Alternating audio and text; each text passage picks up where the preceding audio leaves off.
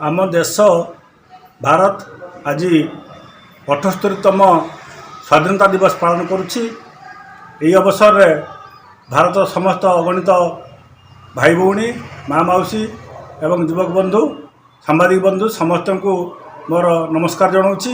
एवं यही जो भारतर जो स्वाधीनता दिवस आम पालन करुँच 1947 मसीहा अगस्ट 15 तारिख पूर्व जो इंग्रेज माने आम देश को शासन करते जे दमन करी आज भारत आज गणतंत्र देश में परिणत है। गणतंत्र एवं साधारणतंत्र दिवस परिणत होती जे यहाँ आम गर्व एवं गौरवर कथा जे भारत वर्ष रे हिंदू मुसलमान ख्रीस्टियान जैन समस्ते आम भाई भाई भाईचारा आम बंची रहीचु।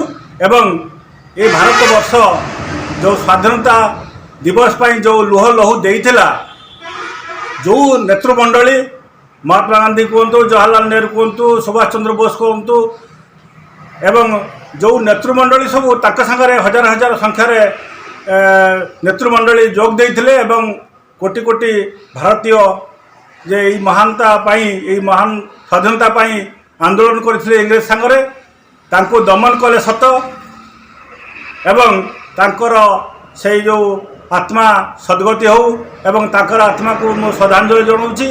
एवं जो परिवार माने छाड़ी जो परिवार को छाड़ी जाती से परिवार मान को नमस्कार जनाऊँ सदस्य मान को जे आम देशपाई आम सब बेले तत्पर हवा दरकार एवं देशपाई जीवन देवा दरकार।